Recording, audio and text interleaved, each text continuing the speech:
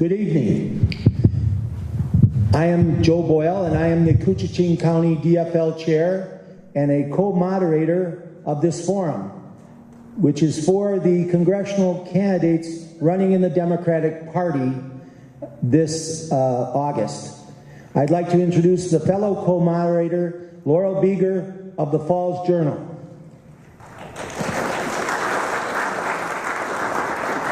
Now, in a couple of seconds, I'm going to give the rules, one of which is there will be no more clapping.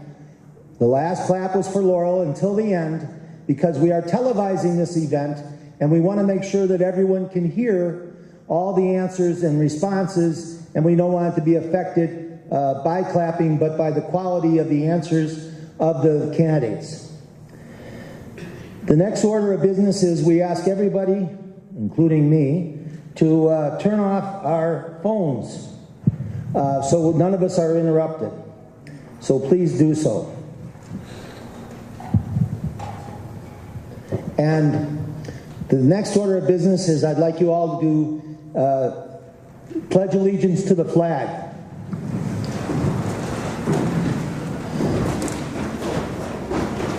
I pledge allegiance to the flag of the United States of America and to the republic for which it stands, one nation, under God, indivisible, with liberty and justice for all.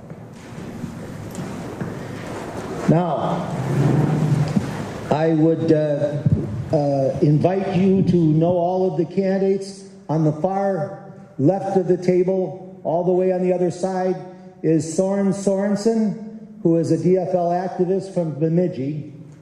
The next person is Jason Metza, a legislator from the Iron Range, a state legislator. Here we have on this side in the red jacket, Michelle Lee, the former TV news anchor from Duluth. And lastly, we have Joe Radinovich, who is a former state legislator. The Daily Journal had a very well-done explanation of all the candidates in the newspaper today, and everyone should refer to that to get more of the background than we will have at this event. Lastly, Kirsten Candy had agreed that she would show and be here as the mayor of North Branch, but she called and apologized because she ended up with double pneumonia and strep throat, and under doctor's orders couldn't be traveling. She has to deal with that issue. So, first of all, as the Koochiching County Chair, I'd like to thank you all for attending, and also for the people listening on TV. In 1928, 90 years ago, a very powerful, successful Republican businessman, Herbert Hoover, was elected. And he ran on removing all regulations from businesses, from banks and insurance companies, which caused the 1929 crash, which caused the Depression, which caused nationalism throughout the world, which fostered hatred, and lastly ended with the World War II, which was to end all wars, and that hasn't occurred. It's fitting today that we're in the Bacchus complex that was created in 1936 by the vision of Franklin Roosevelt, who believed in very strong democratic principles. The first, that a facility like this in Koochiching County would provide jobs and also forever provide education and a benefit to the people of the area. And similarly, today, we have these issues that we are concerned about with these candidates. During the 20s and the 30s, Will Rogers, the cowboy philosopher, said, "I am not a member of any organized party. I am a Democrat." I think we can all agree that that is far truer today than even what it was back then, because no one could accuse the Democratic Party of being very organized today. but hopefully, thanks to everyone's participation and knowledge, we will be successful. And we'll be successful because we will listen and learn. Because we must obtain the wisdom to choose candidates to actually drain the swamp, provide jobs, appropriate regulations, and quality education for our children and future generations. So now, I'd just like to go through a couple of the rules, and just so everyone understands, we will have an introduction where each candidate is allowed 3 minutes. We have 2 timekeepers, and everyone better follow the rules or they'll be rude, because once the sign comes up that you have 30 seconds, you really only have 30 seconds. And when the sign that comes up says stop, you don't want to be in the daily or in the journal being accused of not listening, because that's rude, and because it is. So that is one rule. We also have the rules I earlier indicated that we will not clap until the end, and we hope to have this forum concluded by 8 p.m. And lastly, we have these questions that have been prearranged, and we ask that the people answer these questions, and that each question must be answered in 3 minutes, which then the timekeeper during that 3 minutes will give the 30-second warning and the stop. But if myself and Laurel, as the moderators, unanimously agree that candidate did not fully answer the question, we will immediately tell the candidate they have not answered the question and give them 1 minute to provide a concise answer to the question. In other words, we do want these questions answered at this forum. So, without any further ado, Laurel will ask the first question, and she'll indicate who she's going to go first with. I think we'll let the candidates take their 3 minutes to introduce their candidacy. Very good, Laurel. Michelle, would you like to begin?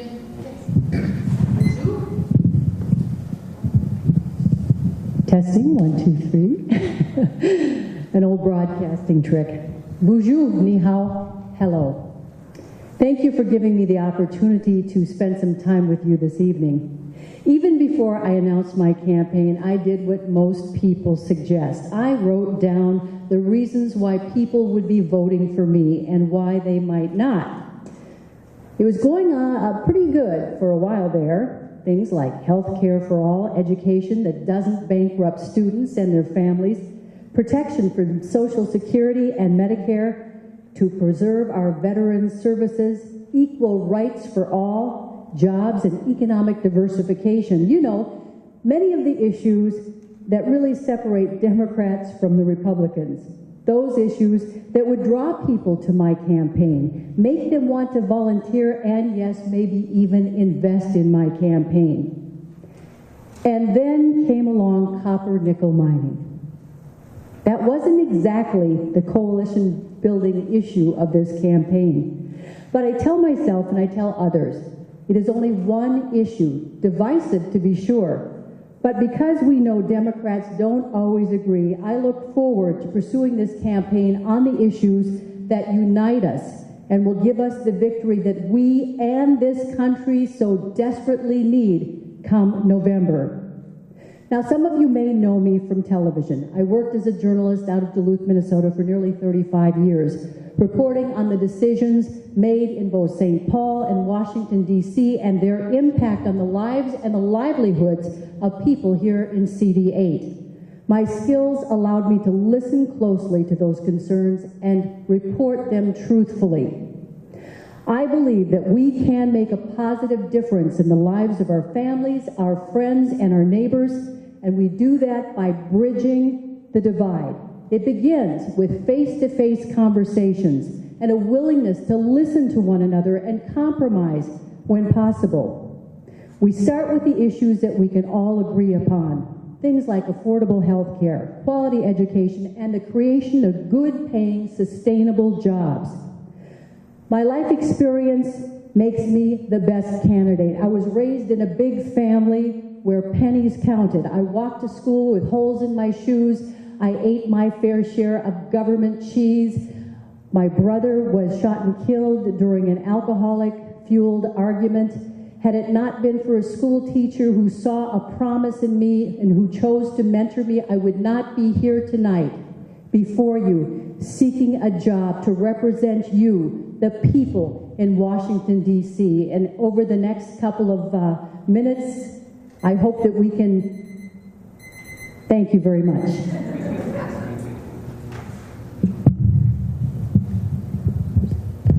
Joe, would you like to introduce yourself?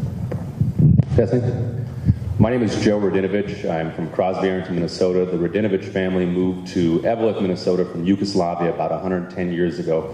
I don't want to get into which parts of Yugoslavia they came from. I've learned better than that as I travel the 8th District. I don't want to start any fights or anything.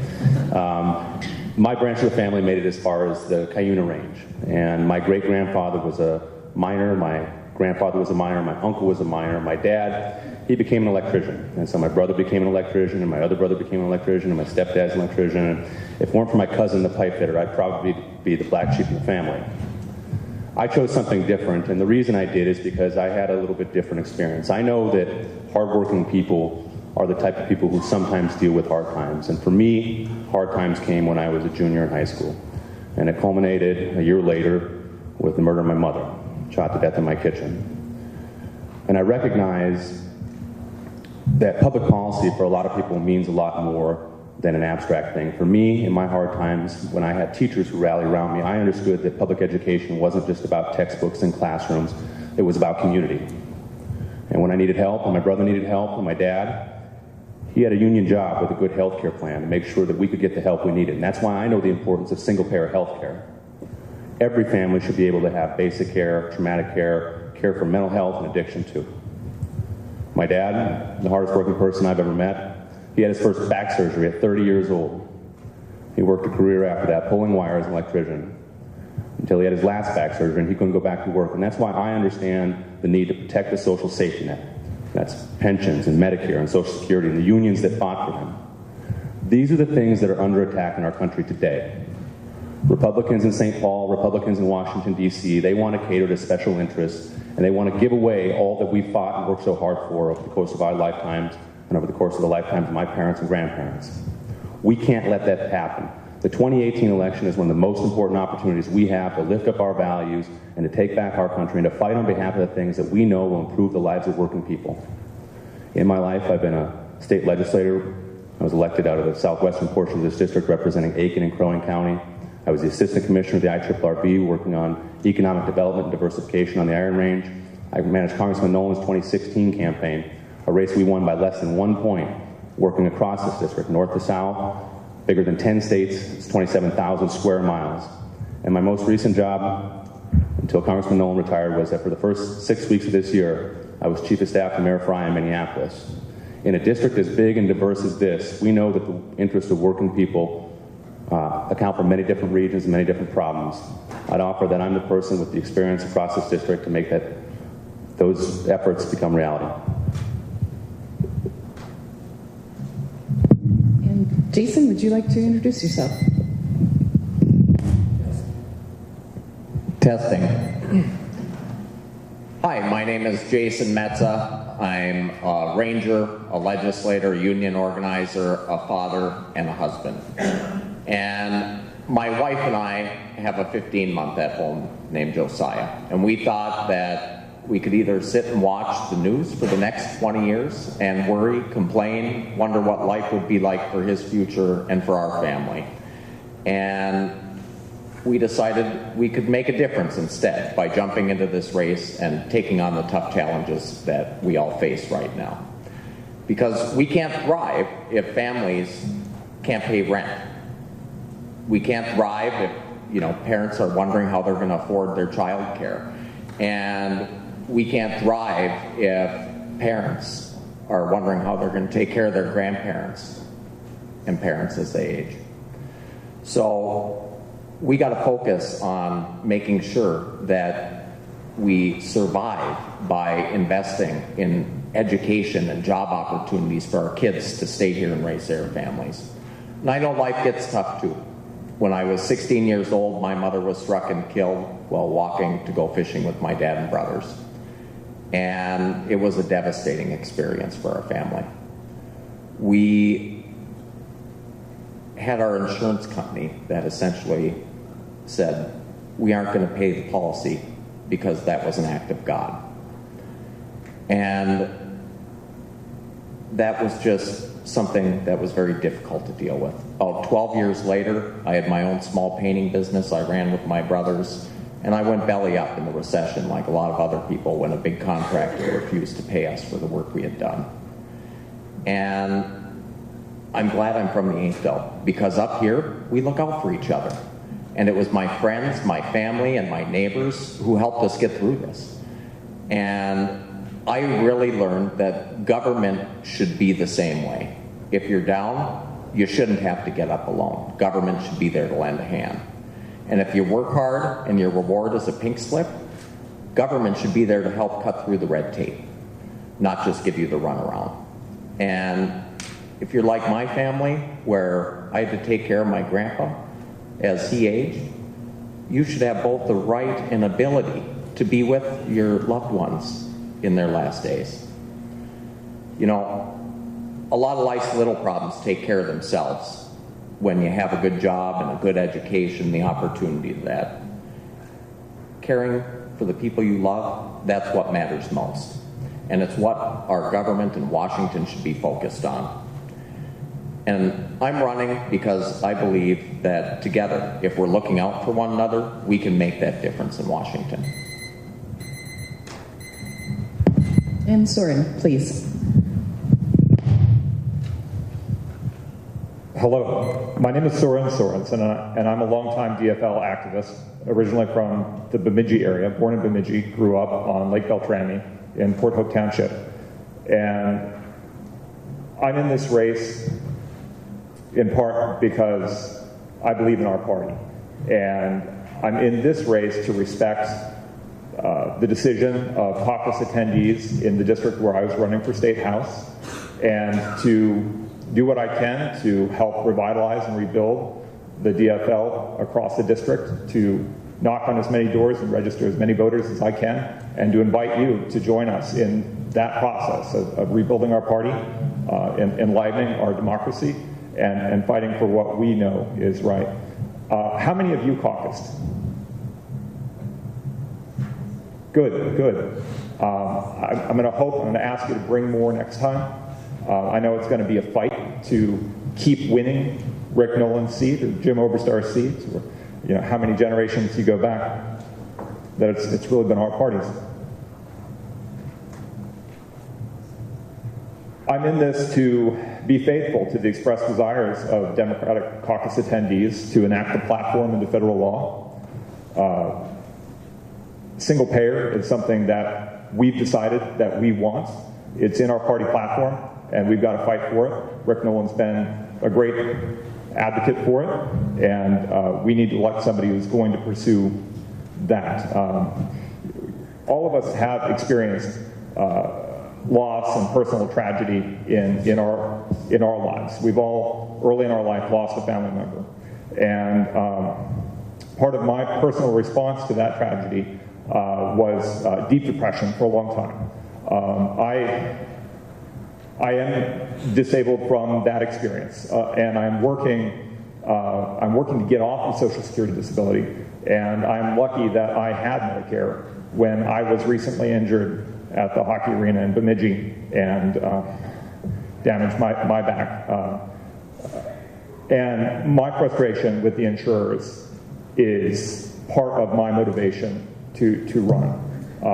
We need to find justice for that situation where the insurers deny claim, where an employer retaliates for a workers' comp claim and clearly violates employment law. I believe in human rights. I believe in the bodily autonomy of women and girls, and I believe that we need to do what we can to preserve the richness of the wild, the biodiversity of our landscape, and to, well, you'll hear more, but to keep it wild, free, and fair. Thank you so much. I'm Soren Sorensen. I ask for your vote on August 14th. Thank you. We'll enter our question period now. Each candidate is allowed 3 minutes to answer each of these questions. We'll start with Michelle, then after that we'll take turns starting with different people. First of all, this is a two-part question, would additional gun laws curb gun violence in our country, and in particular our schools? Why or why not? And should automatic weapons be banned? Why or why not? Michelle, we'll start with you. Thank you. First, I would like to say that I am a proud owner of a gun. I have a permit to carry. My husband and I practice gun safety. Our guns are always secured. That said, what we have been seeing unfolding over the years needs to be addressed. Our thoughts and prayers are no longer enough. We have to stand up, we have to come to the table and work this out. Right now we have a whole generation of young people leading the charge to improve gun safety and to make their schools and our public places more secure and more safe.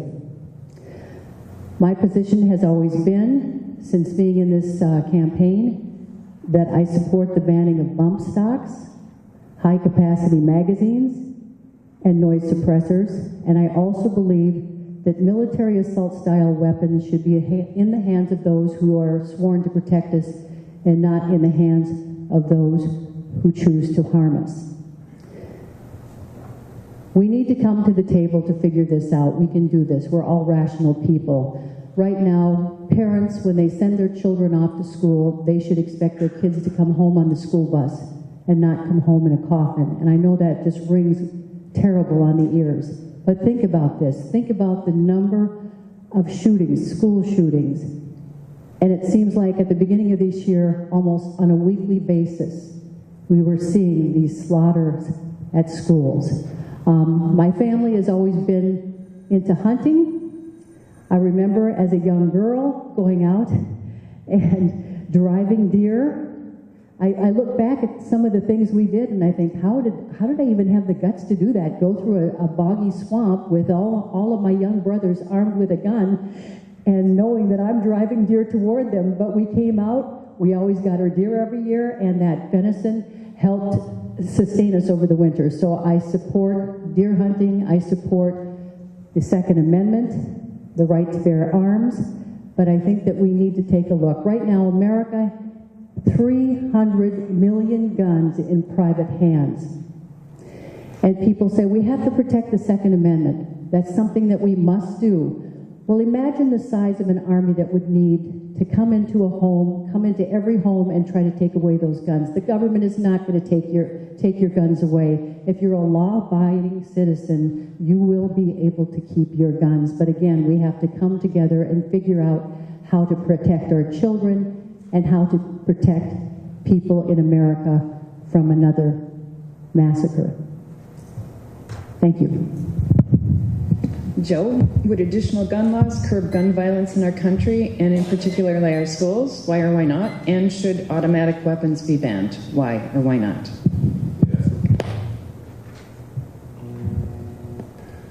So I was on the way up here earlier today and I saw something. We've all been watching these situations unfold on TV. And I read today that a Somerville, Massachusetts kindergarten class is teaching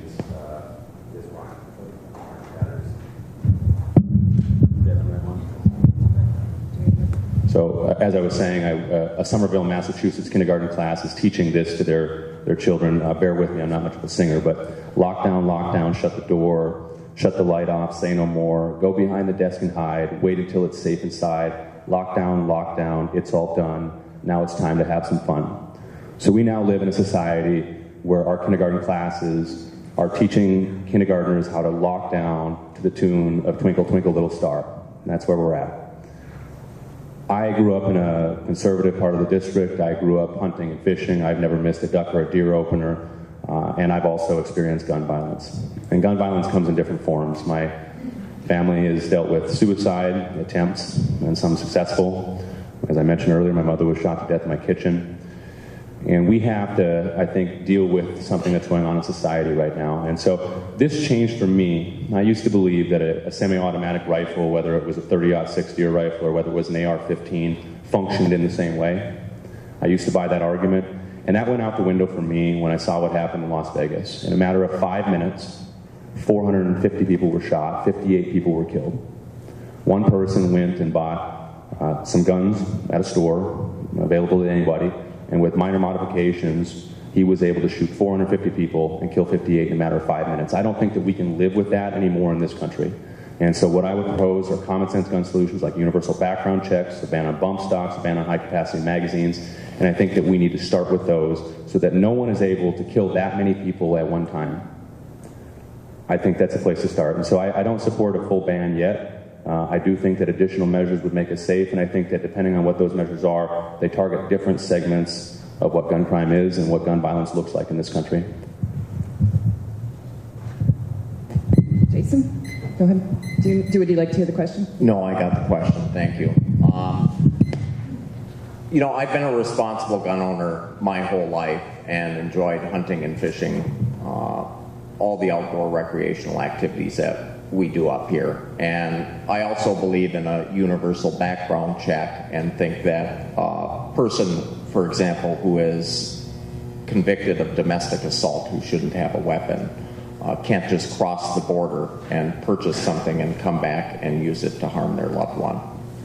And those are things that we could do right away that seem pretty common sense to me and universally accepted, except from some special interest groups out there that are pushing back on Washington and our president pretty hard. I think for me, what I go back to is the experience I had as a young person when I was 16. I was up in Alaska, and our family had moved up there. We were at a student government conference. I was on our student government council for a little town called Healy in the middle of the state.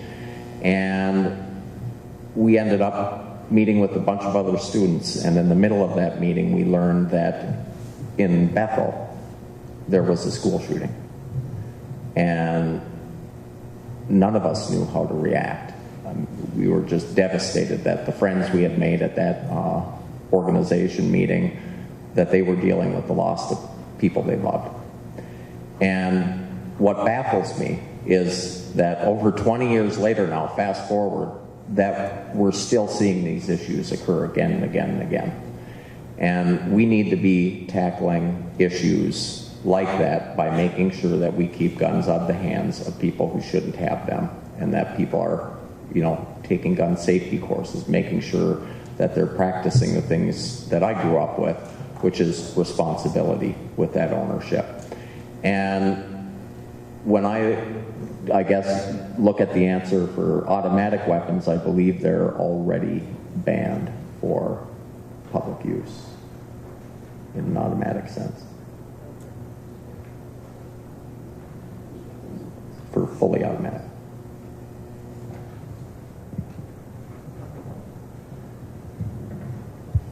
Okay. And Soren, would you like to hear the question, or you understand it? I think I have it. And I'm going to agree with Metza that when I heard the question, I heard automatic weapons. Thankfully, automatic weapons are banned in our borders for most folks who don't have specialist, federal permits. I'm for banning bump stocks. I am willing to stand up to the NRA. In fact, they called while I was driving up here, and they asked me if I wanted their questionnaire. And we had a brief back and forth about the amount of Russian money sloshing around in their coffers, and I told them that I was a patriot, and no thank you. After recounting my experience growing up in the woods and shooting grouse and rabbits for the table. I believe that we ought to repeal the Dickey Amendment, I believe that's what it is, that prevents the CDC from studying the gun violence epidemic in America and making recommendations. I also believe in rational controls on small arms and ammunition, including export. Small arms and ammunition kill a lot of non-combatants in conflicts all over the world. We've seen rebel groups in this country buy large caliber weapons, retail in America, and fly them back to Kosovo and other countries. So I believe that it would be useful to require local law enforcement to follow up on large purchases of arms and ammunition that match someone who's making a purchase for a foreign army or for another Las Vegas type incident. I've been for the red flag legislation that's been in the State House that could remove guns from the hands of someone who's recently committed a violent crime. I heard a horrible story of a family that was continuing to be terrorized by a gun owner who had killed their father and husband. And I've met with Representative Nolan with Moms Demand Action on the issue of concealed carry reciprocity.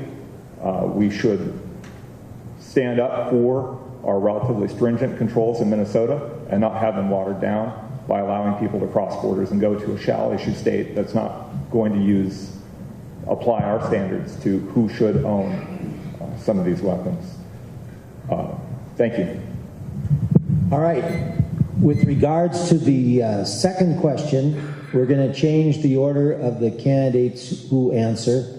The first person that will answer will be Jason Metza.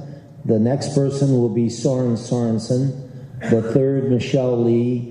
And the fourth, Joe Radinovich. The second question is, should precious metals be mined in the BWCA area? If yes, what assurances would you give people about the impact to the environment and potential for jobs? If no, how would you mitigate the loss of existing and potential mining jobs and their related economic impacts to local communities? Jason, you go first. I believe that we can have projects like PolyMet done properly. And similar to the economy up here, we've got a paper mill that's on the river, and I was just at a community conversations meeting before this, where there used to be, if you were fishing, enough wood fiber on your line to make it darn near a rope. And over the course of time, we've made sure as a society that we invested in clean water, in forming the EPA and starting the Clean Water Act back in the 70s. Those are important steps to take. And I think that we can have a balance between our jobs and our environment. And I'm especially proud of some of the work that I've done at the Capitol with your Representative Eklund right here in the audience. We've invested millions of dollars in research for sulfate mitigation that essentially through the University of Minnesota at the Natural Resource Research Institute in Duluth. And they have a process that can introduce a bacteria that brings a sulfate almost, if you would like, in the tailing space and down to zero. And reverse osmosis is currently what they're using. And I think of all the decisions I've made as a lawmaker, and you look towards the next generation having things a little bit better than you, and the next generation set up with the tools from your generation to get there.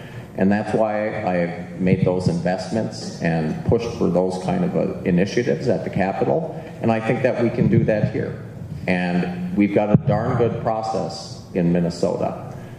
Processes can always get better. And I think that we should make sure that we're having the technologies that we need to solve tomorrow's tough mitigation issues invested in today. And I would be committed to doing that and then holding our corporations accountable so that they aren't in violation of the laws in place right now. There's no excuse for them to use our beautiful area as a dumping ground for anything. And I know that our union workers in all these plants have that ability right in their contract to do that.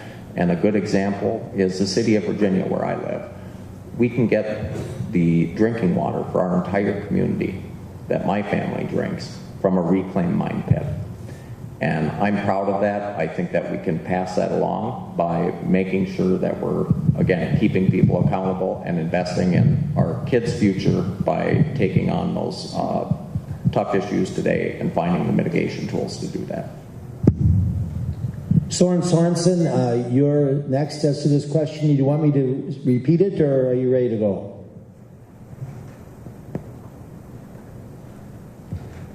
I believe I'm ready to go. The question was, should precious metals be mined? And my answer is no. We need to do more to recycle, to reuse the materials that we already have in the economy.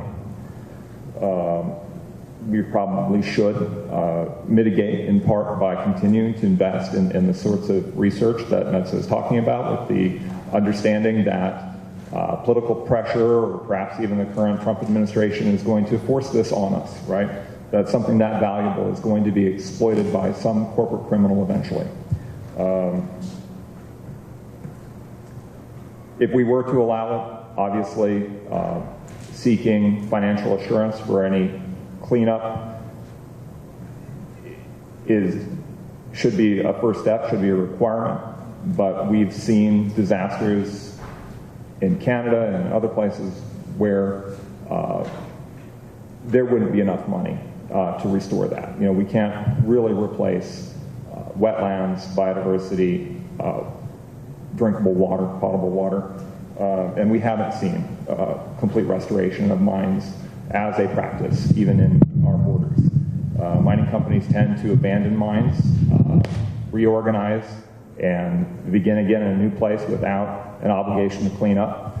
In my area, more folks are concerned with the potential of water pollution from pipelines. An example of microbial mitigation and research kind of blessed the 1979 pipeline spill near Pinewood, Minnesota, that was never cleaned up. Enbridge, or its predecessor, was never required to do cleanup or to try to retrieve the oil that was spilled if it was not economic for them to do it. So I would say proceed with a lot of caution with an investment in some of this research in recycling, invest in metallurgy. I mean, we should be doing more with energy. I mean, if we are going to create jobs on our landscape, doing less harm, one of the best ways to do it is to have as a goal to really overproduce renewable green energy, right? That will attract jobs. That will attract industry. So that's my hope and that's my goal, and my simple answer is not now, no. And we know it's probably inevitable, and we know that resources are limited. Gold was mined at one point in Couchiching. It's obviously not anymore. Thanks. Shelley, would you like me to restate the question? Okay, the question is, should precious metals be mined in the BWCA area?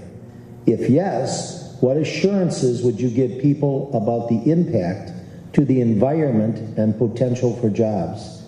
If no, how would you mitigate the loss of existing and potential mining jobs and their related economic impacts to local communities? The answer is no. Under the current proposals, I believe that we cannot do sulfide mining and still protect our water and our environment. There is so much at stake here, and we have to make sure we get this right. Best case scenario, we may end up having 350 jobs through Polymet for 20 years. But we all know that there's boom and bust with mining industry. Taconite, iron ore, helped us win 2 wars. It built many generations, built thriving communities, but we also know when that bust economy hits, it's not good. I had a chance to talk with Vice President Walter Mondale yesterday. It was a great honor. He's a true environmentalist. And he told me, and this is also a quote that's out there on the internet, that sulfide mining has never been undertaken without serious environmental consequences. And it's most dangerous when it's done in a water-rich environment. When I was a young reporter and I first got my first job in Duluth, Minnesota on television, my news director said, you've got to remember the economy of the Northland. It's timber, tourism, and taconite. You get those 3, and when they're humming along, we will have a successful economic, the community will grow and our economy will be just fine. But I truly believe now we have to build another leg to that stool, and it has to be technology. And I stay up at night thinking about how we can diversify our economy here in the northern part of this district, as well as the southern part and the western part and the eastern part. It just comes back to one thing. We have to ensure that our rural economy can thrive and play on a fair playing field with the rest of this state and the big communities. We do that by building out our broadband and our high-speed internet. We don't do it by patchwork, a small little grant here and there, whether it's state or federal government. We have to dig deep, go back into our history and see what our grandparents and our great-grandparents did with rural electrification. They came together and they said, we're going to make sure electricity, this country, throughout the rural areas is strung with light so those farmers can go out in the early morning hours and milk their cows with electricity. We can do that with broadband. We do that. We're going to empower small businesses to grow. We're going to have telemedicine. Our kids will be able to compete with the world, and they don't have to drive into town and park at the school parking lot to make sure that they can hand their homework in through their laptops. We can do this, and we start by doing this. We do it, but it's going to take each and every one of us to make a commitment to make that happen. Thank you.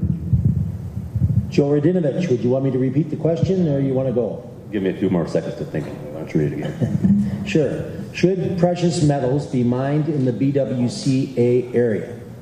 If yes, what assurances would you give people about the impact to the environment and potential for jobs? If no, how would you mitigate the loss of existing and potential mining jobs and the related economic impacts to local communities?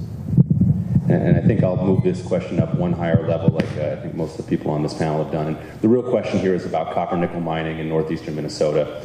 And for me, what I believe is it starts with this, that as we look at the future and as we need more of these precious metals to support renewable energy technologies, right, solar cells, wind turbines, battery power, all that stuff, we're going to need more copper, nickel, cobalt, palladium, platinum, all of those minerals. It's an inescapable fact. We can increase our recycling. We still won't meet global demand over the next 100 years. We won't even meet U.S. demand. That's not to say we shouldn't undergo recycling and do some of those things to conserve that which is left on the planet already. However, when it comes to evaluating these projects, I think that we have to have a clear process. It has to hold high standards where anything that could impact our environment is at play. And if something is permitted, we need to hold the companies accountable to the plans that they laid out during that permitting process. And we also need to hold a high enough level of financial assurance to ensure that the proper closure of that mine can happen. That assurance needs to be bankruptcy-proofed. This is an important thing, and I think that the three projects, there are actually three that I think we're looking at here in northeastern Minnesota right now. There's PolyMet, there's the Twin Metals proposal, which is the BWCA one, and then there's a third one that they're exploring on the Aiken-Carleton County border called Kennecott. And I think that each of those projects is unique from the other one. And the process by which those projects are evaluated may be different given whether those minerals are public, whether those minerals are private, whether those minerals are in proximity to other resources. But we have to have a clear process to do this because these minerals are important and in protecting our environment is important. And I agree with what everybody else has said up here about investing in research. That's a way forward. When I was in the legislature, there's a company called American Peat Technology outside of Aiken. They're working with reed sedge peat, and they apply a chemical application to it, and they've had a lot of success in water remediation in experimental mines. There's the bacterial stuff that they've talked about. There's the inventor in, is it Babbitt or in Wabick or wherever it is, right? Who's come up with a new technology. If we invest in these things, we can figure out a way, I think, to get through these problems, but we can't ignore it, and I don't think that we can simply externalize our consumption, which is to say that I need these minerals, and it's not okay for me that they're going to be mined in some other country where there are no labor standards and where there are no environmental standards. We have to figure out a way to evaluate these projects and to do them safely where necessary.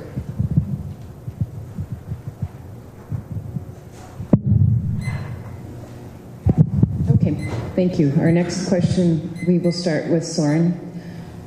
Former Secretary of State Rex Tillerson, under President Donald Trump, said in the Minneapolis Tribune that American democracy is threatened by a growing crisis in ethics and integrity. What is your reaction to that idea?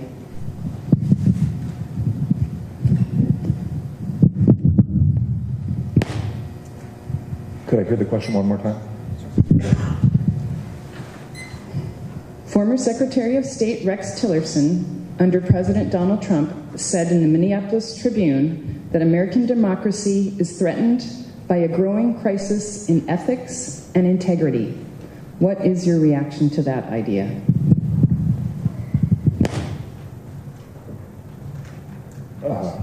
Emoluments, the payments by foreign countries to the president are forbidden by the Constitution, and it's clearly an impeachable offense. It is true.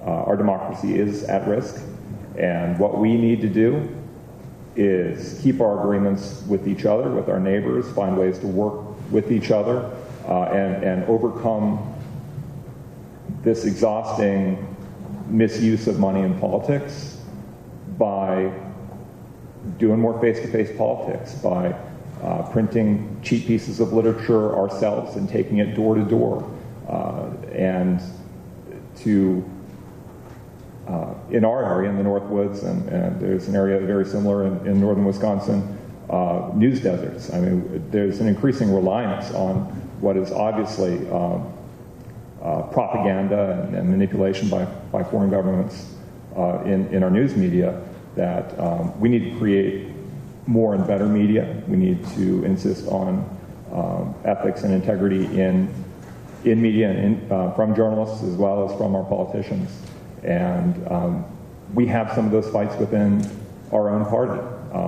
We all have to get sharper, faster, better at operating by our own party rules. And I've done some digging in the DNC charter and found a statement of campaign ethics that we ought to observe ourselves. So I think that is ultimately our best defense, our only defense. I don't think we're going to see an ab scam. I don't think Saudi billionaires are going to start bringing cash-filled suitcases to any of our campaigns. So we have to do what we can with what we have where we are. And that door-to-door, face-to-face expression of our democratic traditions, I think, is what's going to save us from some of the consequences of this terrible period. But any one of us who is elected should be prepared to pursue impeachment and referral to the Senate for trial for emoluments for these abuses. Michelle, we'll ask you the same question. Would you like it restated? Former Secretary of State Rex Tillerson, under President Donald Trump, said in the Minneapolis Tribune that American democracy is threatened by a growing crisis in ethics and integrity. What is your reaction to that idea? Democracy, to me, means people coming together and talking, whether it's in the driveway, in your cafeterias, your cafes, over a cup of coffee. When I've been out and about during this campaign, I am amazed at how sad and confused people are. They come up to me and they say, I don't trust the Democrats, I don't trust the Republicans. My good friends, we don't even talk about politics anymore. We don't talk about what's happening in Washington because we don't want to lose our good friends. Now, if that isn't a threat on our democracy, I don't know what is. Right now, many of our heads are spinning. We have governance by tweet, social media arguments with complete strangers that go round and round and round. Depending on which station or which radio station you listen to or watch, it's serving to divide us, this wedge pounding at us day after day after day. The American democracy is under attack because we no longer talk to one another. Republicans won't talk to Democrats. But I still have hope. And it comes down to what we have is truth on our side. And truth, what is truth? We go out and we find out what truth is. We talk to our neighbors. We go to our school boards, our city council meetings. We go talk to our state lawmakers and, yes, our state and federal lawmakers. And you seek answers, not just one answer. You go out because the truth has many different angles.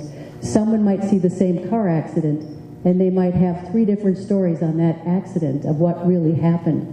You have to come together, figure out what is truth, work it out, and then live with that truth. Right now, our country is under attack. What we forget when we see on Twitter about the president and a pornography star, we forget that during the 2018 election, we were attacked by a foreign country that tried to take our election away. That has gotten lost in all of this craziness that we all are bombarded with nightly on the nightly news or on MSNBC or on Fox News. We have to start talking about what is important, and what is important is our democracy. So yes, democracy is under attack, but it's going to be up to each one of us in this room to start talking with our neighbors again, putting down our cell phones, shutting down the computers, maybe signing off of Facebook for even 1 or 2 hours a day, and taking a walk, talking to the neighbors over that back fence, and figuring out what can we do together to improve the quality of our lives, of our family, friends, and neighbors, whether they're Republicans, Democrats, or independent. Thank you. Joe, would you like to hear the question again? Former Secretary of State Rex Tillerson, under President Donald Trump, said in the Minneapolis Tribune that American democracy is threatened by a growing crisis in ethics and integrity. What is your reaction to that idea? Well, I think it's true, but I think more importantly, we have to determine, we as a people, where we want to go in this country. And I think that the thing that Donald Trump did very successfully is that he was able to put his finger exactly on the pain that the American public was feeling.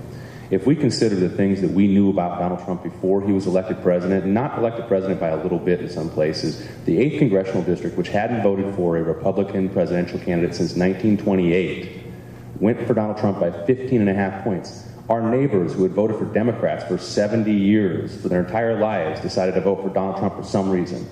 And to me, the reason is this, that for decades in this country, working people have been losing ground. And Donald Trump was able to identify that pain, and he pointed to every reason that isn't the reason. He pointed to scapegoats like the Mexicans, the Muslims, the Chinese. What's going on in this country, in my opinion, is best exemplified by something I can point to that's somewhat local. It's very local to the district and not far from International Falls. In 1980 on the Iron Range, there were 14,500 miners producing 40 million tons of iron ore. In 2015, they still produce 40 million tons of iron ore on the range, but it takes less than 4,000 miners today. So 10,000 people used to be able to walk out of high school and go to a job to support themselves and their family, a lot of times with one income, right? So for 3 decades, what we've seen is that the American workforce has grown more productive, and that their wages have been flat, and that their health care has gotten more expensive, and that their schools are getting cut, and they're upset. They're mad as hell. They should be. And so I think that it's incumbent on us not to run against Donald Trump, not to spend our time talking about his tweets and whatever else he's got going on. We have to talk about the issues that matter to working people. That's what this campaign has to be about. It has to be about how we're going to fight for single-payer health care. It has to be about how we're going to provide affordable child care for people who need it. It has to be about how we're going to invest in education to improve the lives of the people of this country. And if we lose sight of that, then we're destined to lose another election, and we're going to get what's coming to us. And so to me, it's clear that yes, we're struggling with an ethics crisis in this country, and that the executive office, the Oval Office, is the source of a lot of these problems. But it's not him or the next president or the next candidate who's going to fix us. It's all of us in this room talking about the issues that are mattering to us and to our neighbors, and getting out there and voting for candidates who support them. Thank you. Jason, would you like the question restated? No, that's fine. Thank you. Thank you. You know, I believe that we are facing a pretty big issue with ethics and integrity right now, and what we really need to be doing is building the trust in one another again. And the way we do that is by coming out to events like this today to hear what our candidates are saying. One really great way we can start to make a difference with this is reversing and overturning Citizens United, getting money out of politics. Corporations shouldn't control what you're watching about your politics on the nightly news 365 days a year. And it really seems like we've gotten to a point where that's the case. And we also really need to work on publicly funding campaigns. There's zero reason that right now in this country, your tax dollars couldn't actually go towards us running for office with a limited amount of resources, enough to get around this district, which is huge. But to go out and campaign on the issues, not be focused on who raised the most money or this or that. Our election should not be bought and sold. We also, in Minnesota, have one of the best ways that we can change the ethics and integrity in elected office, which is by replicating the way that our citizens in this state are allowed to vote around the country. We can have communities that are a little bit disenfranchised, don't have a close voting location, get them access to the polls. Let them go out, give people the right to be equal in the voting box with the billionaires and the 1%, and they are the same person in that election booth because their votes only counted once. If we start making changes like that and more people can actually go out and voice their concern by checking the ballot for the person they think will best represent them, we're going to have a government that works again. And that's what we need to be focused on. It's what I've focused on in my tenure in the state legislature here, is getting out and making a difference for the people you represent. Put your party aside, put your party platform aside. You do what's best for the people you represent. That's your job, what you got elected to do, and what I intend to do when I get out to Washington. The next question will be answered first by Joe Radinovich, then Jason Metza, Soren Sorensen, and Michelle Lee. The Republican-endorsed candidate for the 8th District has said he supports President Trump's policies on taxation and health care. How do you think those policies will impact the residents of the 8th District? Joe Radinovich, you're first. They're going to be a disaster, obviously. Here's the deal, is that the tax bill that was passed in Washington, D.C., 83% of the benefits accrue to the top 2% of the people in this country. 83%. There are some benefits that accrue, small, to everyday working people, but it was a scam. It was a giveaway to the wealthy who don't need it, and they're not going to do anything to help us with it. I can tell you that right now. Healthcare in this country, in my opinion, we pay more per capita in this country than any other nation in the world.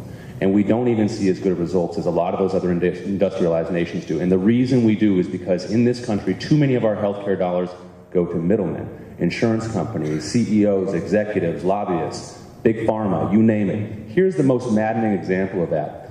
My friend Jason and Rob Eklund out there, they were down at the state capitol this year. There was a guy named Dave Baker, a Republican from Wilmer. He had a bill to tax the pharmaceutical companies a penny a pill for the opioid crisis. These pharmaceutical companies made billions in profit off of it. They actually gamed the system to make sure that doctors prescribed more opioids. That's what they did. They are culpable for this. And Dave Baker, who lost the son of the opioid crisis, he put up a bill that had bipartisan support, wide public support. And what happens? Big Pharma sent 36 lobbyists to the state capitol. That's more lobbyists than there are senators in the majority party. And what were they able to do? They stripped that bill of the tax on pharmaceutical companies. They weren't going to be held responsible for one dime of the problem that they created. And do you know what the worst part about that is? Is that when you went to go pick up the medicine you need, you paid for those lobbyists. That's where your healthcare dollars are going. In this country, we have to change the way that we do not only our healthcare, but the way we do our politics. We have to remove the corrupting influence of secret money from our legislative and our political institutions, or we're going to continue down the same road. That's the crisis in this country. Working people are losing their seat at the table, and there was no clearer example of it than what happened down there in St. Paul, and we should all be ashamed. Jason Metza, Jason Metza, will you want me to repeat the question, or you want to go ahead? No, I got it. One thing I really think when we look at our health care on a nationwide basis is a conversation I had with my stepmother. And she had called up after the ACA had passed, and her costs for her insurance were still going through the roof.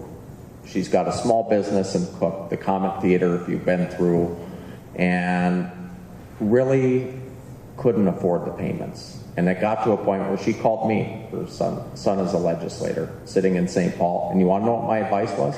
Let your insurance lapse. Save the money so that you and Dad, when Dad retires, can go out. You're healthy. She's a yoga instructor. You know, we shouldn't be grappling with this as a society. It's absolutely ridiculous. It's why I support a single-payer healthcare system.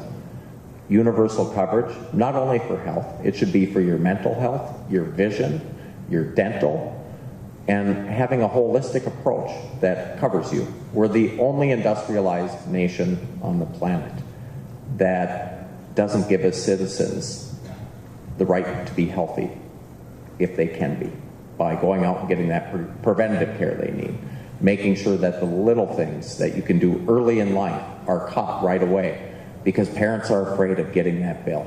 And that shouldn't be how you raise a family. It's not what I was taught growing up, and I'm sure most of you. And when we look at the tax bill, we looked at conformity this year in the state legislature. So the conformity for your average family, you would have got $200 back if we conformed from your state portion from the federal tax bill that was passed. $200. That's not that much. And that's if you were making way above the median income in this state, over $70,000 as an individual.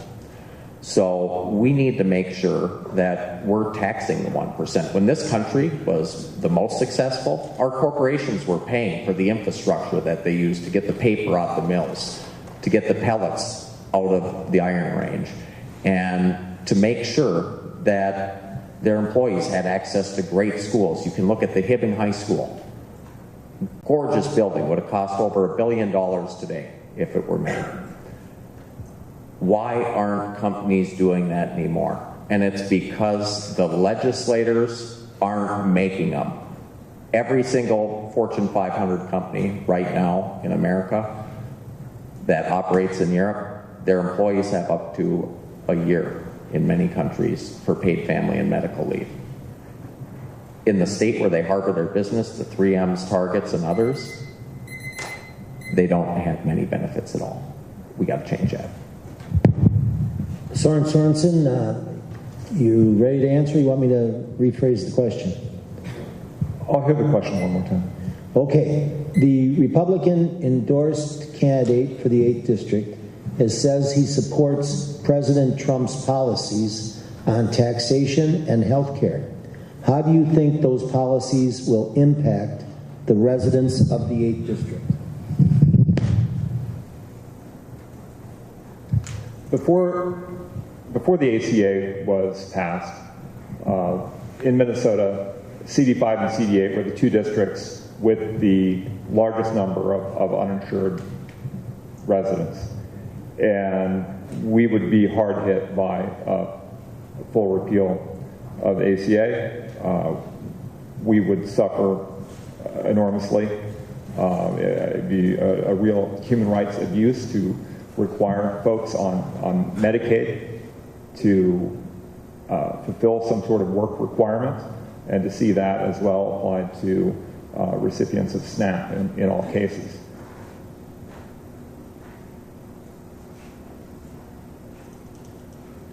One of the proposals that we heard at this state level, and I believe we've heard it at the national level as well, is the idea that corporate taxes should only go to benefit corporate interests. And that's obviously a toxic idea. The burden on householders for property taxes has increased in recent decades, and the property tax burden on business entities has essentially evaporated. There are so many benefits to business interests in having a healthy and well-educated population, to have a well-trained workforce and a vibrant life in the community that is not measured in economics. And Trump often talks wildly out of both sides of his mouth. I mean, every time we heard a story during his campaign about uninsured people, he essentially promised to pay for people's health care out of his own pocket. He's that magnanimous and generous, and it's obviously a complete fiction. And there is a well-organized business interest in keeping the status quo, because the current system does benefit corporations, and some folks are pushing it to extremes. And Stauber should probably re-examine that commitment, because it's not going to allow us to continue to live in a decent society. I mean, to turn our population into machines, into a captive audience for forced labor, and that's unappetizing. And I remember the attacks on the minimum wage in the last cycle. Thank you. Michelle Lee, would you like the question restated? Yes, please. The Republican-endorsed candidate for the 8th District has said he supports President Trump's policies on taxation and health care. How do you think those policies will impact the residents of the 8th District? We have a lot of great programs in this country, whether it's Medicare, Social Security, public education, infrastructure rebuilds, making sure that our highways are functioning, that we can go to and from work. All of that takes tax dollars. And when we had such a huge taxation tax cut, basically geared to benefit and to profit the very wealthy in this country, that's a lot of money. Where are we going to make up for those dollars if this continues to be chipping and chipping and chipping away? What happens is we're going to continue building those walls around the working poor. We're going to be chipping away to the middle class, and we're going to continue to reward the super wealthy and those foreign corporations and the stockholders. We've got to start thinking about the people. And Pete Stauber, when people are out, they go, Pete Stauber's a really nice man. He is a nice man. I like Pete. But he also carries a life-size cutout of Donald Trump with him in every public appearance. He is in lockstep with President Donald Trump. As a Republican president, he has done everything in his power to chip away. Take example, the Obamacare when he came on. My goodness, I look back at it and I think, is his goal in life to reduce and erase everything that the Obama administration did on behalf of our working men and women and our families? And it seems like every day he is rolling out, signing with a stroke of pen, taking away everything that we created in 8 years to improve the lives of good working people and families who are struggling to make ends meet. So I'm sorry, but taxation, the wealthy should be able to, they should be made to pay their fair share. We are all taxpayers in this room. We expect a return on our tax dollar. And that return is how we treat our veterans, our senior citizens, our youngsters in our schools. And we all have to pull that wagon, including the wealthy. I mean, I look at it and I think, how many yachts does a person need? How many fancy jets does a person need? It's funny, when I had a chance to talk, I call around and talk with people because as candidates, we have to try to raise money to do what we do.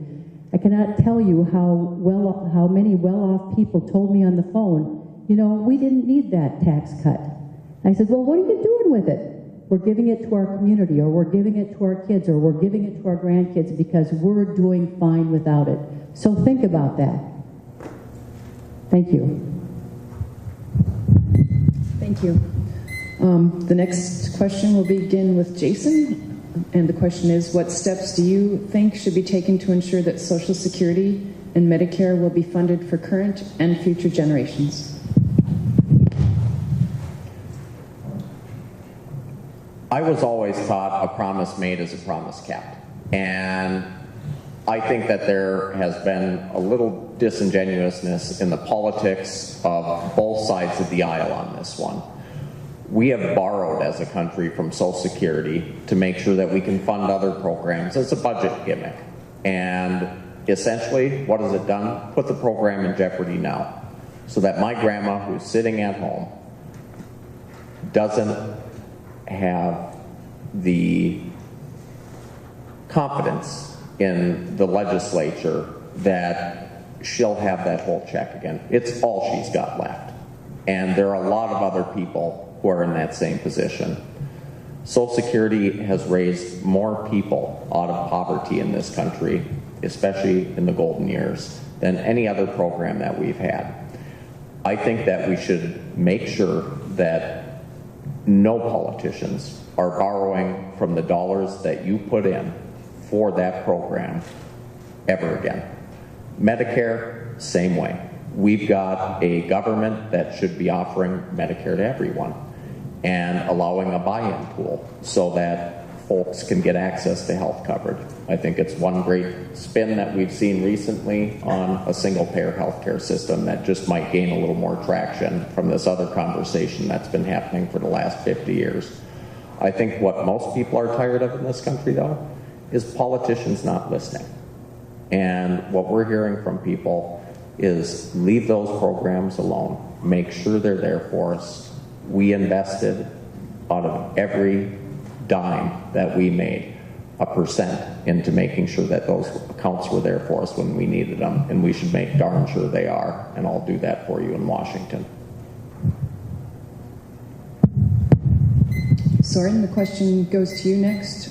What steps do you think should be taken to ensure that Social Security and Medicare will be funded for current and future generations?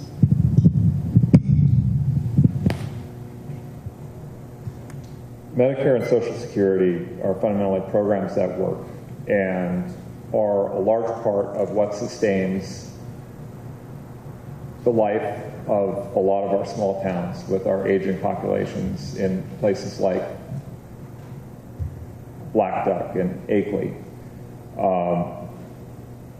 Another thing we're seeing is people working much longer in life than they were expected to when these promises were originally made.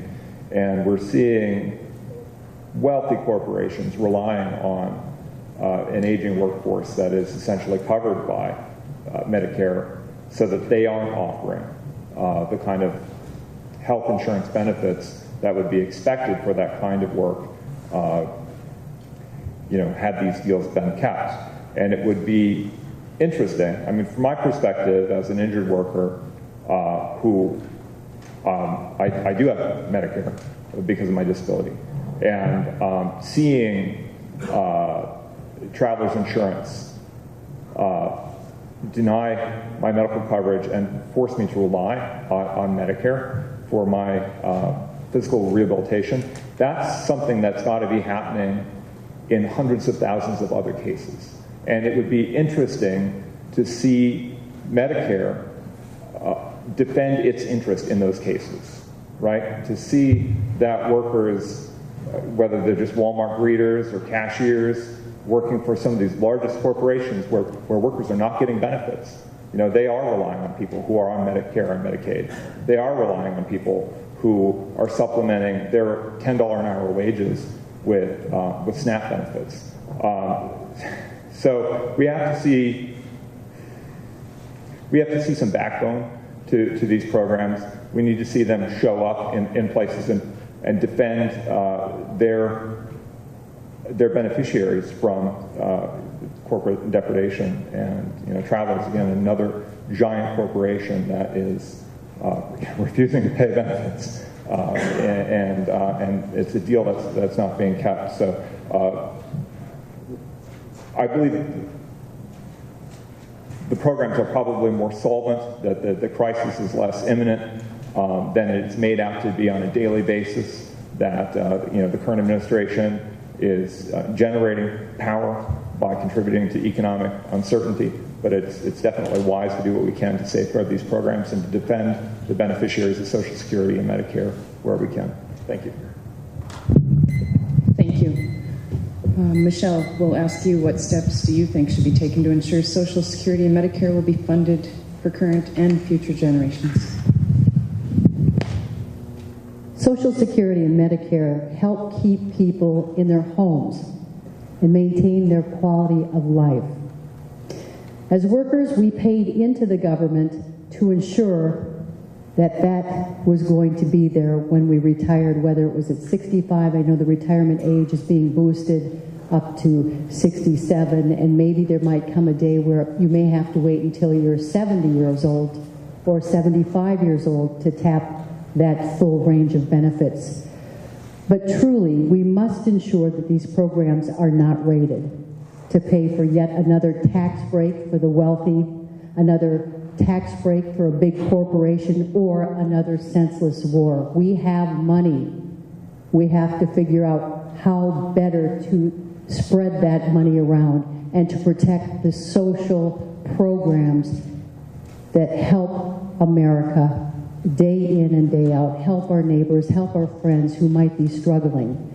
And this is not a handout. This is a hand up.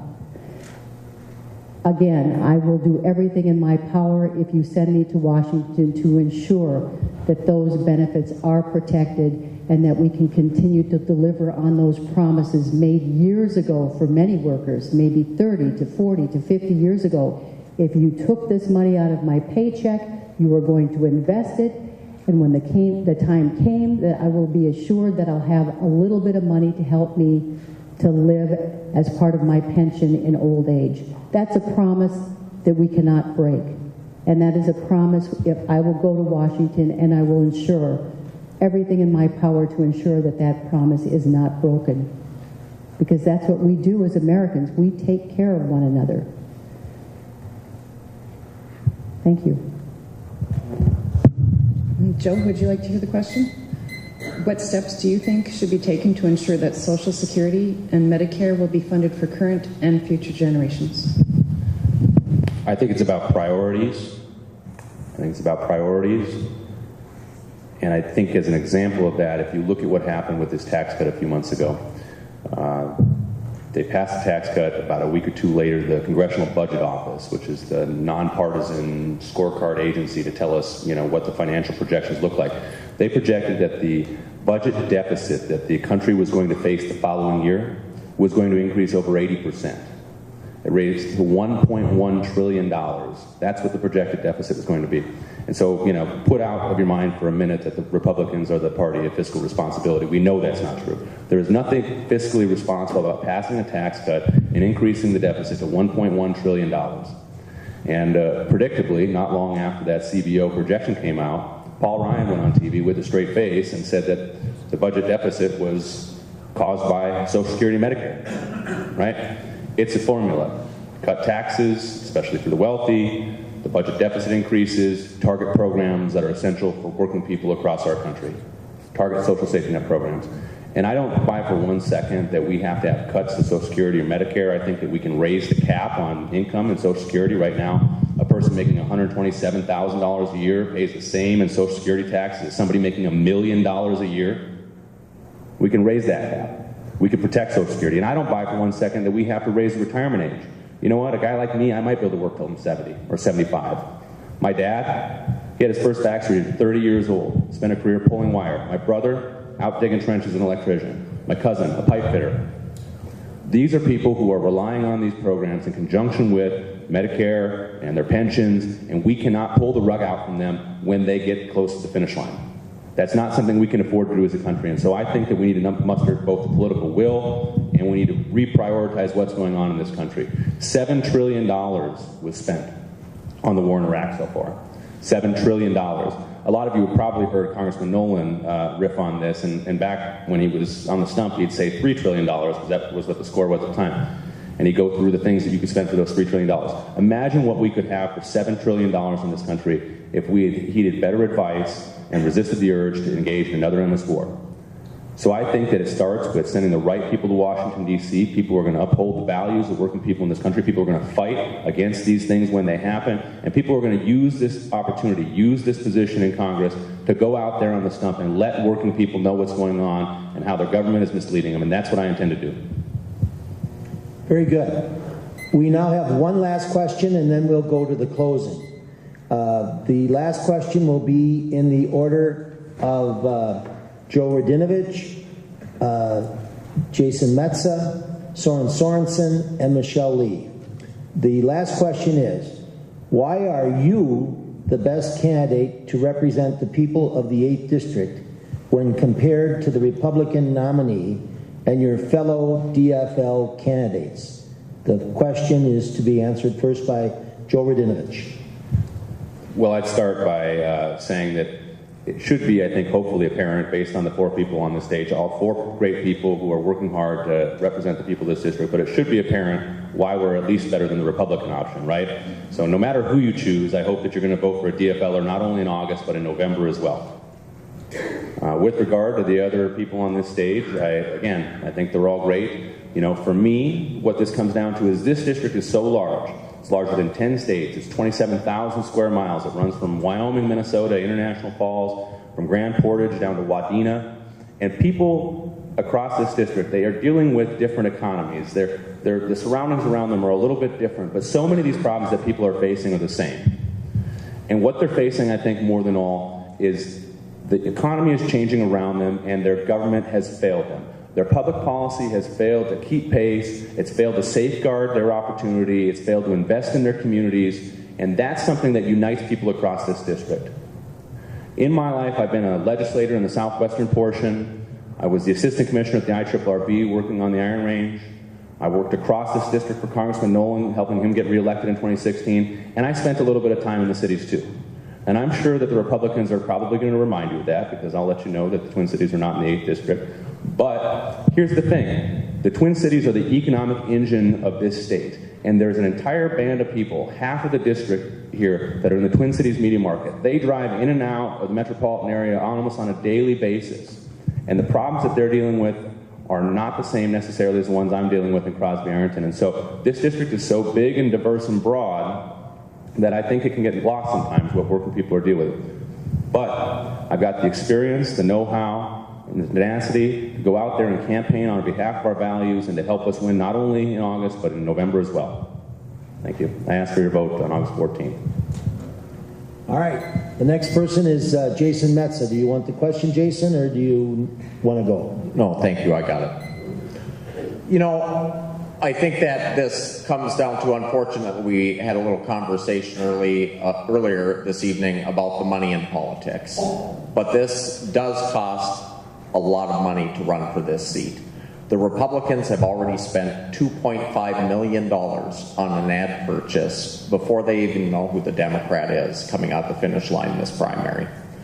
I think that I can earn the support of people across this district. Like I have on the campaign trail so far. I've been out meeting with our community leaders from throughout the region and have, you know, the mayor of Grand Rapids, Big Fork. Tonight I got the endorsement from the mayor of Rainier. And so I'm proud that I've been able to get out and connect with people around the district and earn their support. I've had a lot of unions who I've worked with in the state legislature, from the steel workers to the United Food and Commercial Workers who work at your grocery stores who are supporting my campaign to date. And more importantly than just having support from organizations, local elected people, I've had the support of my community in the district I represented for 6 years at the state capitol. And they stuck with me when the Trump election went. Overall, because I listened to them. And it takes getting out and listening to people. We've been on a 12-day tour right now. And I think that when you listen, you can find solutions together. And that's what this job is all about, is getting out there and doing that. I've been able to lose a less percentage than most of my colleagues, had a higher voter turnout for me than Congressman Nolan on the Iron Range when we lost the Iron Range to Donald Trump. I think that I can take that same experience that I had in creating jobs, in working across the aisle at the Capitol to get things done, whether we are in the majority or the minority, and bring it not only from my home district, but up to communities like yours here in International Falls, down to North Branch, up to Grand Marais, where they rely on tourism. Our family has a small resort in Orr, very similar economies. And I've spent my entire tenure in the legislature working with my colleagues to understand their communities so that together we could make northeastern Minnesota a better place to live, a better place to work, where we're making the investments in the things that people really need: broadband, jobs, community infrastructure, education, and I intend on building those relationships with other people around the district and winning both in the primary and in November. Soren Sorensen, do you need the question repeated, or?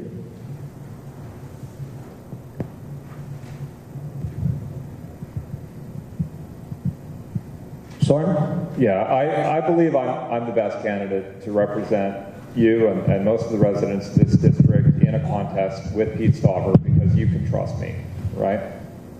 You can trust me to keep my word, to authentically represent the struggles of poor folks, of disabled folks, of people living on Social Security and Medicare. I've demonstrated an interest in the district and the welfare of its people, the economic situations. I've got the technological experience and capacity to communicate cheaply with a large number of my future constituents in this campaign, and I believe I'll demonstrate that. I'm the best if I inspire you to do more, to struggle to win this. I've really been excited by our politics, by our party, and the process of going door to door, knocking on doors, so much that it has helped me overcome the daily pain of walking, to regain the strength to walk up and down steps like this, And I want to inspire you, whatever your condition is, to do whatever you can with what you have to fight for our values in our districts, and to send somebody to represent us all from this district who we can all trust. And I don't think you're going to get that from Pete Stauber. And I don't think you're going to get that from somebody who is going to chase money, And I think that we had that in large part with Representative Nolan. He didn't play the money game, and he fought for Citizens United, and I want to do much the same, and Rick developed a lot of his chops, as a party leader. I've been investing in my ability to do parliamentary procedure, to study it, to follow congressional legislation, and to explain it to larger numbers of people in my citizen journalism, and my blogging on Daily Kos, and in my YouTube, my investigation of some of the trickiest issues of freedom of expression on the internet and internet technology. I think that it's important that we have representatives in Washington, D.C. who won't ask embarrassing questions of Mark Zuckerberg, when the questions of privacy and network neutrality and other technical issues come up. And I've been engaged on behalf of us all in internet governance, and I understand the technology, I understand kind of the direction of younger folks, despite my age in this group. Thank you so much. I ask for your vote. Michelle Lee, would you like the question repeated? Oh, sure. Why are you the best candidate to represent the people of the 8th District when compared to the Republican nominee and your fellow DFL candidates? I think I'm the best candidate because of my life experience. I was born and raised in the 8th District.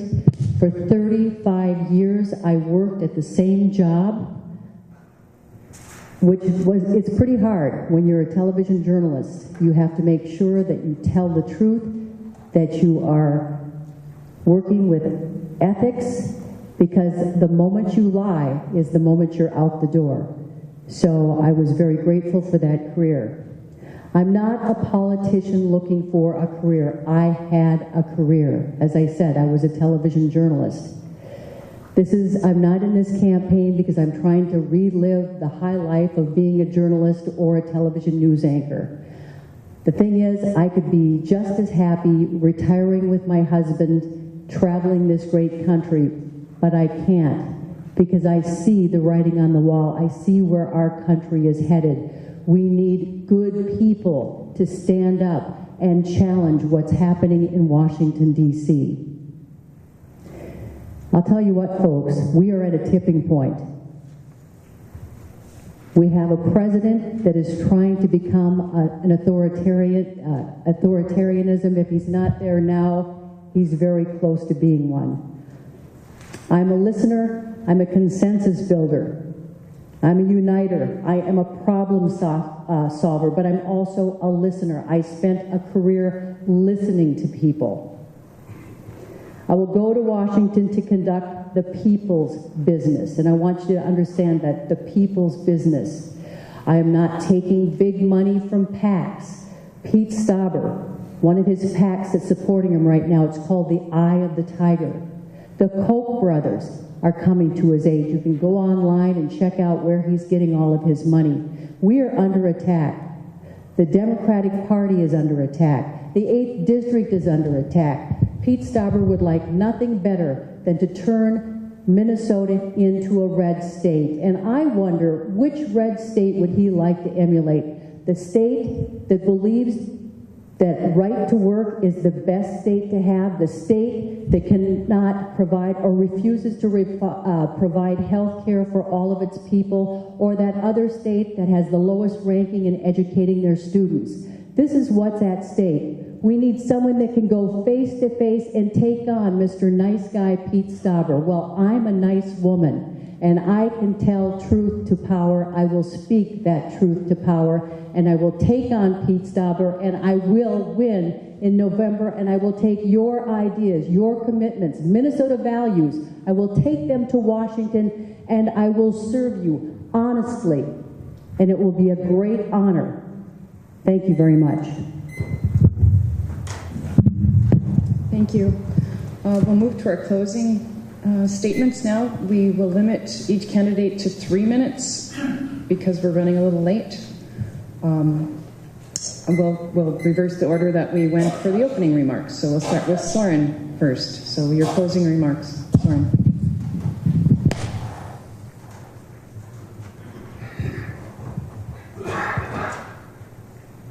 I'm really new to this race, and I'm going to make myself available to engage with you on social media.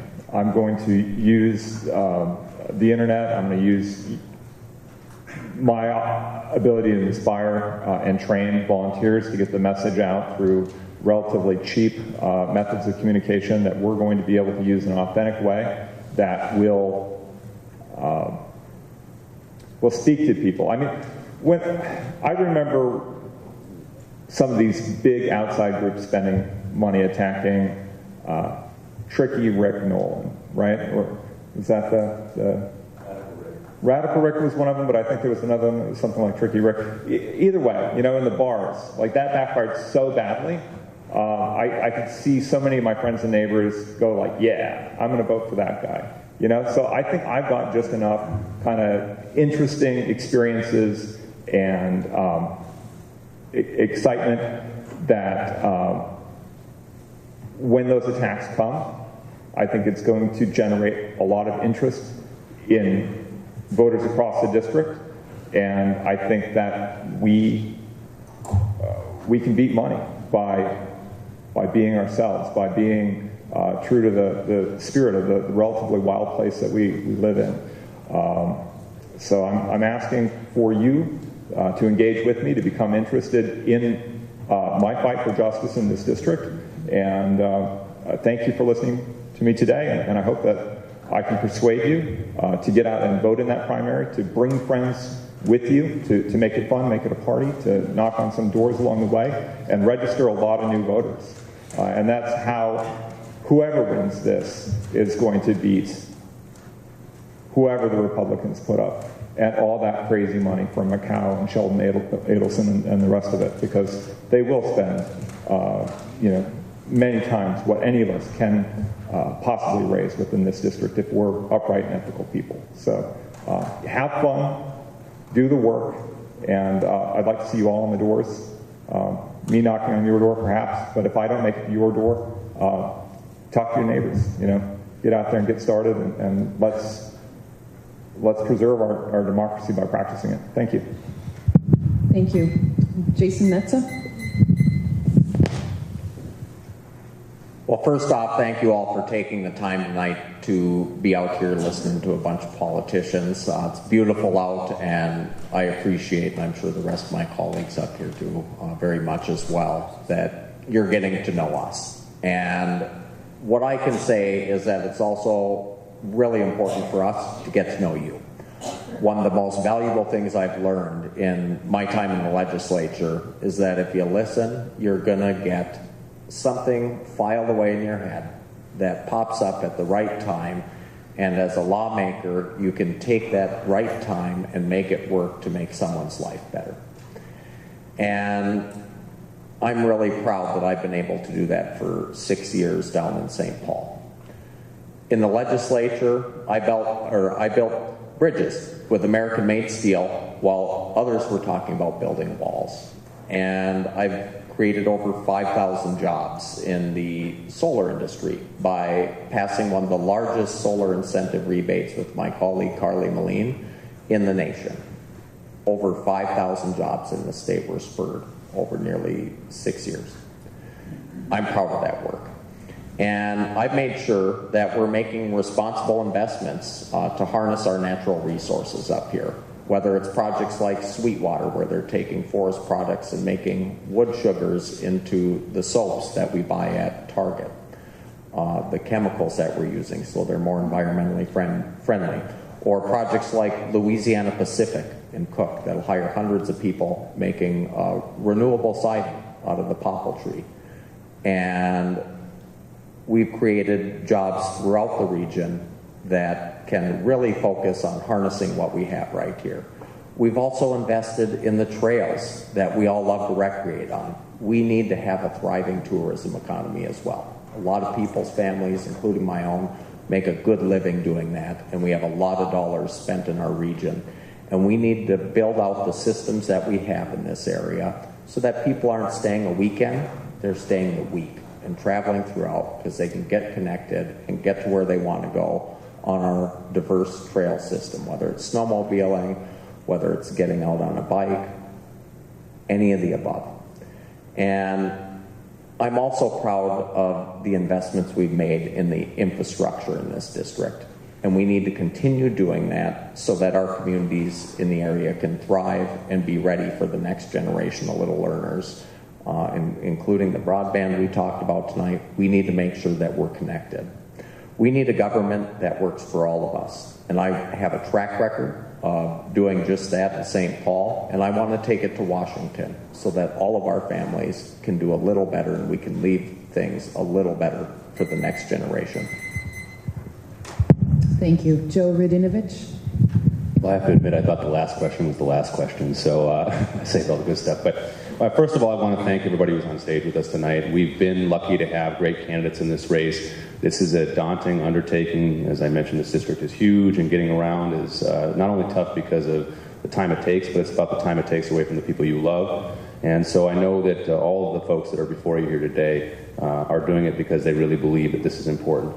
I believe that elections are about the future. And I think at this point in time, we have a decision to make about our future. We saw what happened in 2016. I think at some level we understand why it happened, because we have a president who told us that we could go backwards in time to better days. And that's an alluring thought for a lot of people. For a lot of people, those times were better.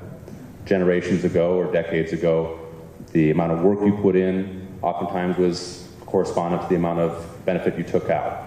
We knew that if you worked hard, you would get ahead in this life. Today, we've seen that as our country grows wealthier than it's ever been, wealthier than any country on the face of the planet, more productive than any country on the face of the planet, that working people are losing a piece of the pie. They are losing their standing. And if we make a decision to pursue not a race to the bottom, but a path forward to prosperity by investing in education, investing in affordable child care, investing in our 2-year community and technical colleges, investing in universal single-payer health care, changing the way we do politics, making sure that we protect pensions and Social Security and Medicare, then we're going to see our country improve and our society become stronger. That's the decision that we have here in this 2018 election. That's why I decided to run. That's why I'm undertaking this endeavor. And that's why I'm asking you for your support on August 14th and on November 6th. Thank you. Thank you. Michelle Lee. The future is unknown, but history does not define us. Many of us have seen the devastation brought by boom and bust economies. I support iron ore, I support the taconite industry and efforts underway to create locally produced value-added products. The economy of northern Minnesota has been built on timber, tourism, and taconite. And now, folks, we need to break out our tool belts and build a fourth leg to that platform that will grow our economy. It begins with technology and the expansion of our broadband and high-speed internet services. Rather than piecemeal state and federal grants, we need to get serious, as I mentioned earlier, like our grandparents' generation did with rural electrification. When we are truly connected to the world, we will chart a course for strong, sustainable, and yes, resilient communities. I see a future that includes sustainable agriculture, organic farmers providing their neighbors with high-quality, nutritious food, where local restaurants and resorts have access to beef, eggs, greens, fresh and locally grown. I see a future where industrial hemp production will provide farming families with a new cash crop to meet their bills. Through private and public partnerships, together we can build out the infrastructure to make all of this and so much more happen. I also see a future where best business practices are not based on corporate profits and a bigger payout to stockholders. A future where our government regulations are based on the protection of our air and our water for future generations to come, and are not undermined by the government that is elected to serve us, the people.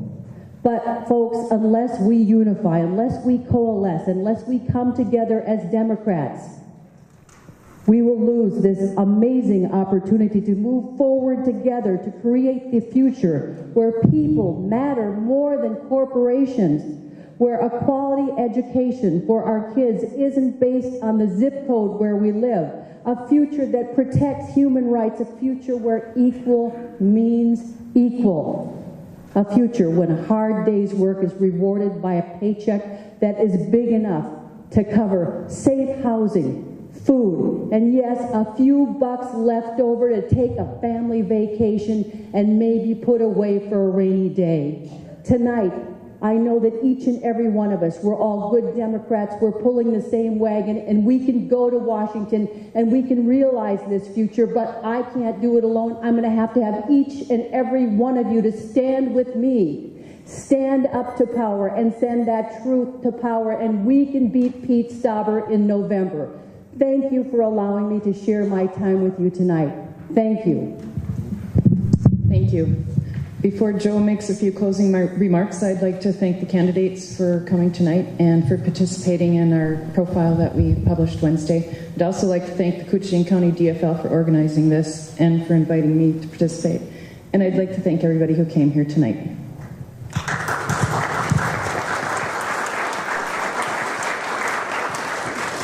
Thank you. Lastly, we'd like to thank the Bacchus staff for making this facility available to all of us, including the people in the community, and also KCC TV and its camera person, Darcy Sullivan, and many of the people of the DFL who have worked on this project, including the timekeepers, Art Holt and Joe Schwartz, workers, Kathy Flute, Sue Swenson, and John Bruggeman. We also had Joan Christensen, who helps sign up people and is always at various things registering people to vote. Everyone should vote. no matter where and how they vote on the ballot. We urge everyone to vote. And also the Stegmeyers who helped with the refreshments. And lastly, we'd appreciate the fact that the Falls Journal provided the expertise of Laurel Beeger, their editor, to make sure that we were actually fair and balanced in our approach. In conclusion, August 14th is critical for our congressional district. We must choose a successor to an outstanding congressman, Rick Nolan. And then secondly, as a Democrat, but then in the general election, to make sure for our families and future generations, we have to elect someone in Washington who will protect us and make sure that we do have an America that we can be proud of and make America great again. So please vote on November 6th. Thank you.